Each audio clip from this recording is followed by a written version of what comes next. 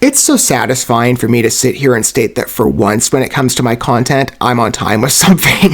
Many of you know that's a rarity, and it's more so a familiar mantra for me to state outright that I'm in a catch-up phase with the content I'm consulting today. Sometimes that's long overdue. That's not the case with The Dark Side of the Moon. In fact, they are very recent in terms of presence on this channel. Some of you might already be acknowledged to that if you're familiar with my work and the artists and the music scene I've consulted very recently, because I just, in fact, published the first 4 videos I'd done for this group, probably about 2 weeks ago, 2 to 3 weeks, somewhere around that period. But they were very fun to consult upon at first introduction. They're sort of, again, the typical band and what I've looked for, what I've strived for in regards to music coverage, which many of you are aware is a recent addition to this channel, especially in its dominance. But in aspiration, it's been long-standing since I founded this channel in the beginning. And though I cover a wide swath of entertainment offerings and languages, because each style is very different and individualized, music for me very much is a first love. And taking collaborative experiences with you in regards to first track engagements, or in some cases first artist engagements, is a thrilling experience and one that I cherish deeply. These types of videos for me, like I've said many times, are a passion project. They're my favorite things to look at, especially on this channel and examining. I love that, though I can't necessarily see your face, I've had plenty of exchanges with you in the comment sections and maybe for other interactions as well. Music for me very much is a collaborative enjoyment with other people, and it's nice to have that aspect of fellowship in the art that I'm consulting, especially when my music tastes, I've said for a long time, have put me in an isolated position. Not just in the fact that I'm, in my personal life is what I'm speaking in regards to, not just with respect to being a long-standing metalhead of many years, but in the European landscape, most of the people that I hang around have no clue who these artists are that I've consulted, but I happen to find, and to be fair, we have talents worldwide, many of which I've touched on many countries on this channel, and we'll be building that out as well into the future. But for me, Europe is, as I've said many times, the European metal scene specifically is so advantageous in terms of new offerings, and taking many first explorative journeys with you has been an experience I've never forgotten about. And with Dark Side of the Moon, that also applies. Though going in, just to set a baseline, and perhaps this name is unfamiliar to you, I know for some of you it's not, but if you're a new listener, or a prospective new listener of theirs, and I think you will be, I just take that on faith with me. I think you're going to like this as well as I'm sure I will. The Dark Side of the Moon going in, I have familiarity in that this is what I call a hodgepodge collaboration project of 3 notable European talents, all of which will be making appearances on the channel if they've not yet already. One has, that being Ad Infinitum, and again, that connection point being Melissa Bonney, their lead vocalist. She's here performing the same role. And then her partner in real life, Morten Lo Sorensen from Amaranth, he's their percussionist. He's serving the same role. Again, there's similarities between each group and the roles they're performing here. Amaranth is coming. I've not yet consulted their music, but I have cataloged which tracks I wish to cover on the channel, though I am familiarized to some of their past tunes. And then Jenny Deal and Hans Platz of Feuerschwangs. Jenny Deal being, I believe, one of their dancers. I don't know if she does the harp there. I haven't gotten enough of a look yet with Feuerschwangs to know that for sure, but Hans Platz does the guitar work there. I love, by the way, Jenny Deal's harp work here. It's amazing. I have not carried, I don't think, any harp artists on my playlist, so it's great to have that addition. But they're performing the same role capacity here. And Feuerschwangs, I absolutely love. I am currently, because I know this has been brought up in some of the comments, I'm currently working on them. I'm in the process of editing the first one. I have 4 currently that I filmed, many more to cover. I've got a lot with Feuerschwangs. I'm probably going to upload their stuff in phases for, in the pattern of what I'm looking at. But currently I have 4 of their tracks covered. Videos are coming very, very soon. I'm currently working on them, and they will be next up, along with maybe some of the other artists I'm mixing in. But like I said, 3 notable talents all are familiarized to me in different capacities and familiarity. Ad Infinitum being the one that's like the most long-standing. I've heard every track by them at this point now, other than some of the ones off the revisited album for the Chapter 1. But I love all 3, and hearing all their talents beautifully emphasized here in very dynamic pieces, in large part with covers to very familiarized work in my, I would say, franchise cinema. So their band, I haven't really said this, but it exists kind of an interesting hybrid space between notable and familiar offerings of what I've supplied in this channel in terms of entertainment coverage in the cinema space, since that's more so been the dominant form of entertainment since the foundation of this channel, and then music. It's really interesting they've kind of they exist in that middle territory. I don't know. There's been other groups that fit that role too. Starset, for example, but it's with this one explicitly. I mean, they're very different from Starset. Starset's great, but Dark Side of the Moon, at least on what I've consulted thus far, what they've released, has more of a cover presence to notable franchise work, and all three being the Harry Potter / Macbeth cover in Swords with the Lyrics, at least from what I'm familiar to, the Lord of the Rings cover, and then the Game of Thrones cover.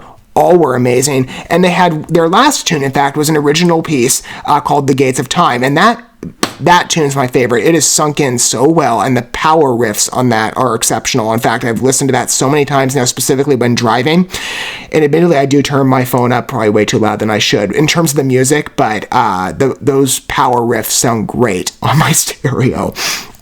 So I'm happy to bring on another one. In this case, we're returning back with the Dark Side of the Moon to the cover territory for League of Legends, which I am not the most exposed to, other than I've recently covered on the channel, again, admittedly late, like most of my content, the Arcane TV show. And I know it's gotten so much good regard. I have not watched it yet. I'm going to. But that's my only connection point to the League of Legends story and familiarity, even though I do know it is a pretty big gaming IP. So I'm sure this is going to be quite as entertaining to many of you as and maybe some of you approaching this being like, maybe you don't know Dark Side of the Moon, but you know League of Legends. I have heard the tune in advance, by the way. This is based on the original work. I forget the artist that was behind that at the moment, but I have listened to it, and it's a pretty dynamic piece. I'm very curious to hear of a translation on part of a Dark Side of the Moon, because they do take more of a metal presence if you're unfamiliarized. Again, setting a good baseline here, even though I'm sure many of you are like, we've all enjoyed these together. Yeah, there's many of you that are familiarized, I know. But in case anybody isn't, I am really curious to hear if the key remains the same, because I liked the key choice on the original piece, and the metal side... This one's probably one of my favorites in terms of going in and on the cover metric. I'm very keen on hearing their realization. And I'm sure probably teed up for a number of you a level of fanfare in their experience. Again, like I said, I know many of you are approaching this from a position of familiarity. Perhaps some of you are not. And this will be a fresh listen. I do hope in part that you will become a fan of them. I think you will. Again, I've consulted 4 works on this channel from their past library, so if you haven't heard them yet, and we might look at more into the future. I'm thinking about it. We'll see.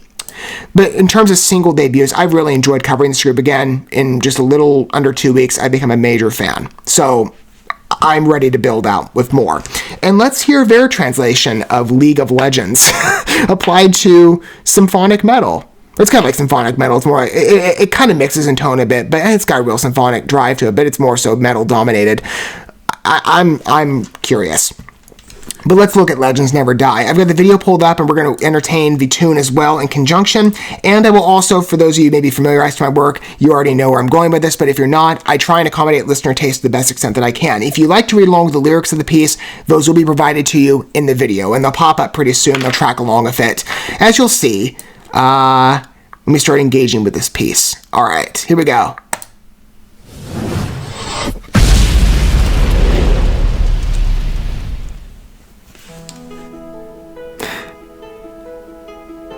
Nice engagement to start. Okay, it sounds like the same key.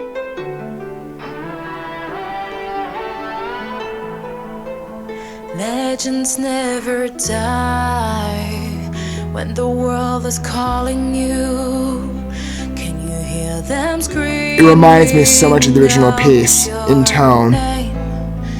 Legends never die. Okay, there's the raised momentum. Part of you. Every time you bleed for reaching greatness, relentless you survive. They never lose hope when everything's cold and the Just as grand as the first tune. it's deep in their bones. They're running to smoke when the fire is fierce. Oh, pick yourself out, 'cause legends never die. Oh.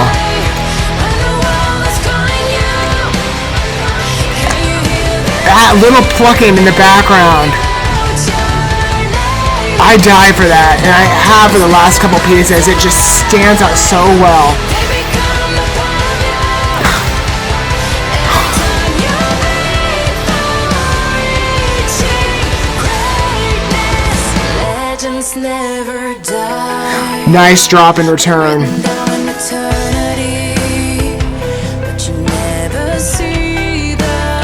Weave an exquisite marriage here between inspirational tune and new reinvention. When everything's lost, they pick up their hearts and avenge defeat. Before it all starts, it's over through hundreds to touch a dream. Oh, Great pathway in.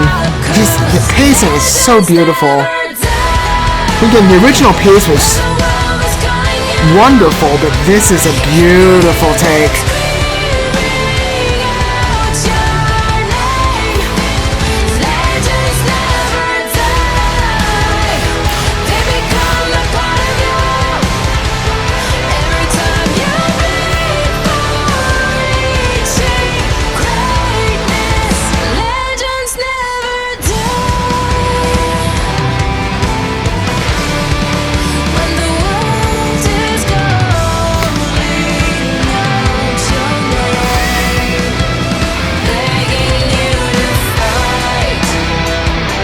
I love the video here too. It's just such an enthralling performance as well.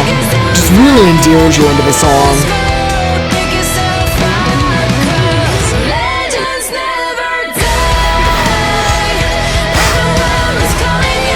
Oh, nice switch too. Nice little blend between harp and riff.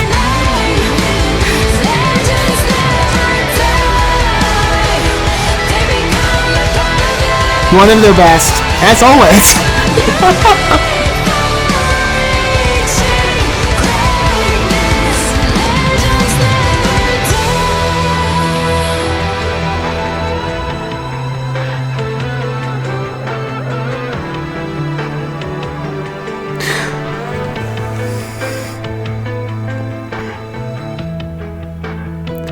I'm surprised the way they chose to end the song. Not that I'm complaining at all.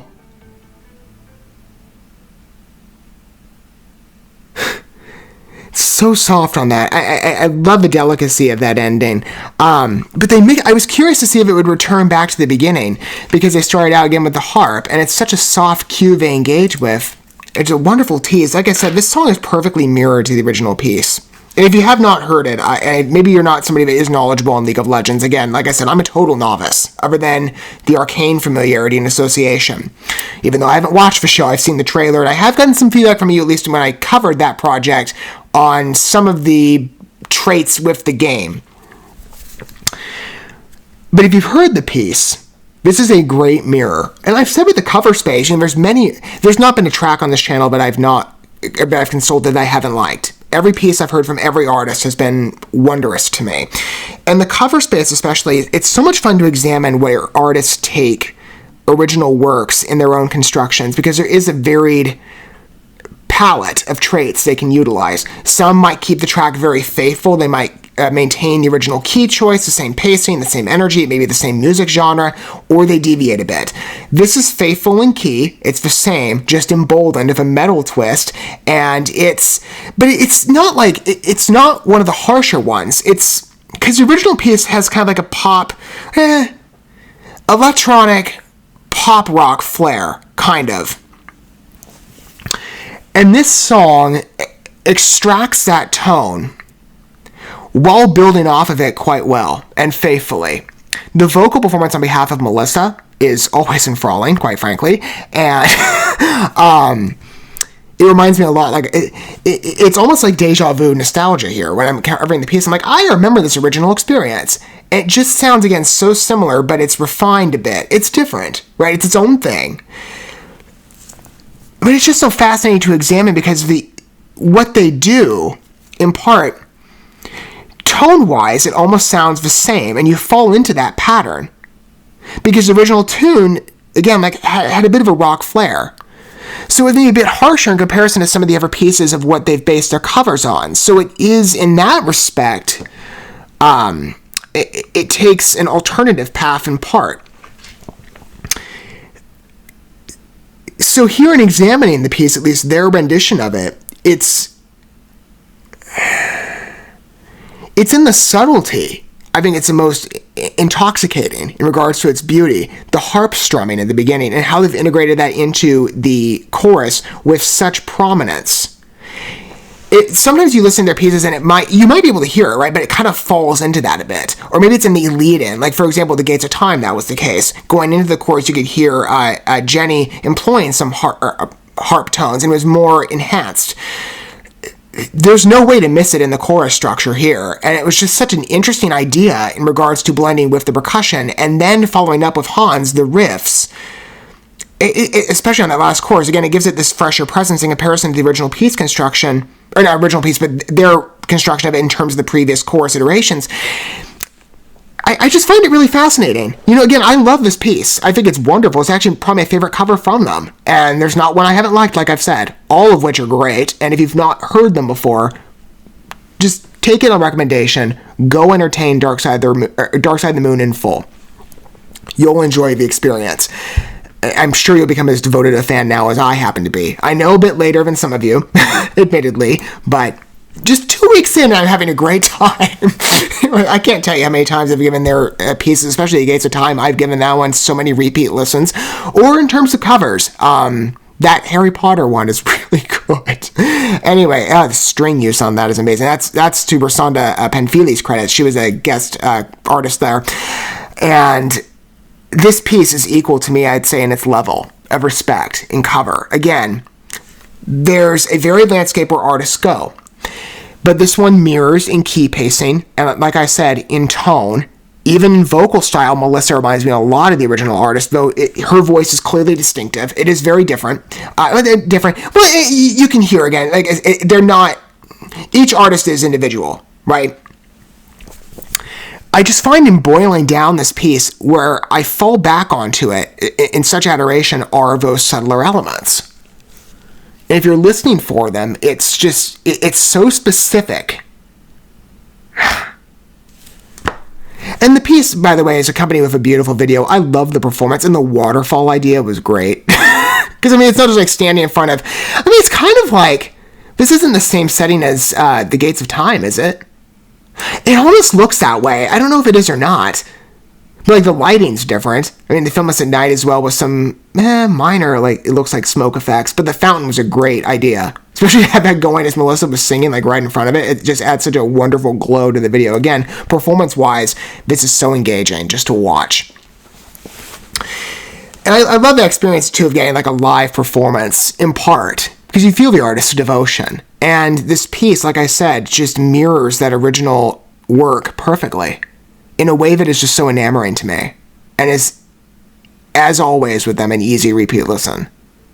This is going to sound great in my car, just like The Gates of Time does. But, oh man, and again, like I said, those harp cues are they're amazing to me. Again, you have to sit and sink yourself into this piece, and you just get swept away by it. But it's in those smaller elements that I just find so much love. It's beautiful. It really is. And I hope that if you have not entertained The Dark Side of the Moon before, you have fallen in love just as much as I have. And as many of us have.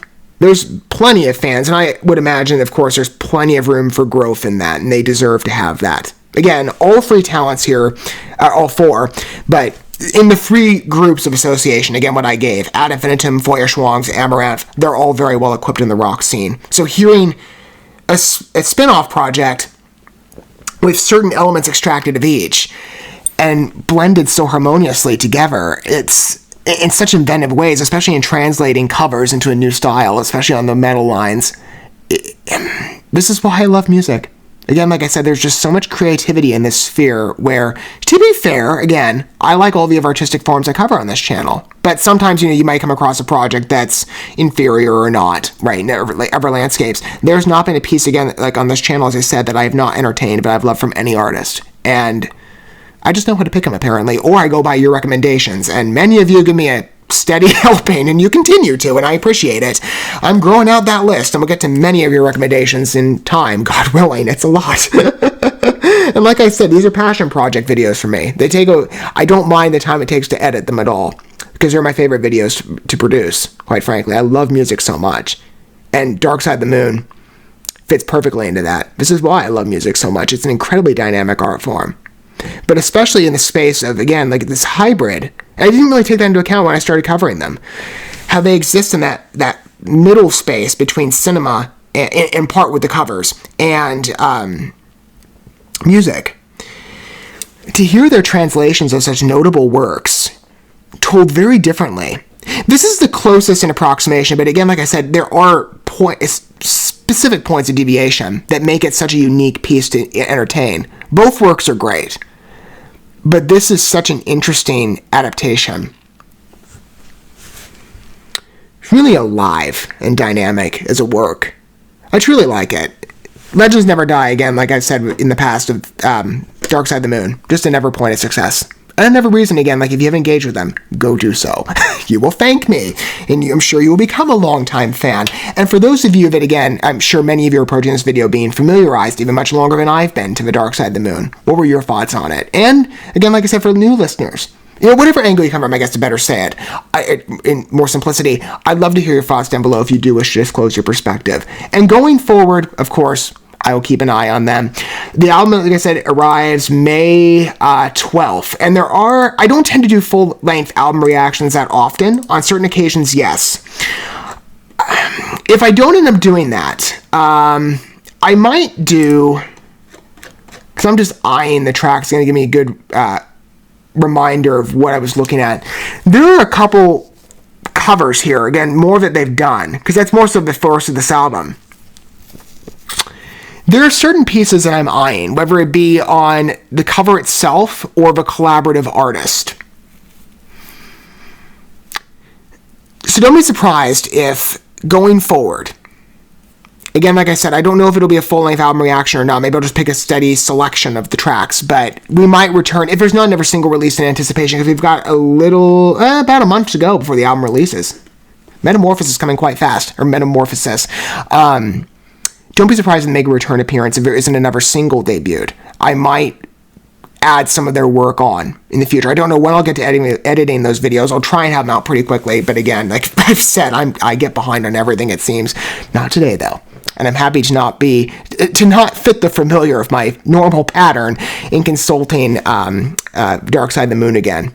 I don't have to wait to listen to this piece. It doesn't have to sit on my phone now and just collect dust until I can get to it. I've been able to give you my thoughts in a more timely manner and experience a beautiful cover with you. And that truly is. Legends Never Die, like I said, is going to, I think, easily become one of my favorites on the album. It's just, for me, again, like I said, it's got a wonderful presence. It is so streamlined, again, from the original adaptation. And yet the points of specificity and its subtler nuances, if you're listening for them, just take your breath away in regard to how exquisite they are.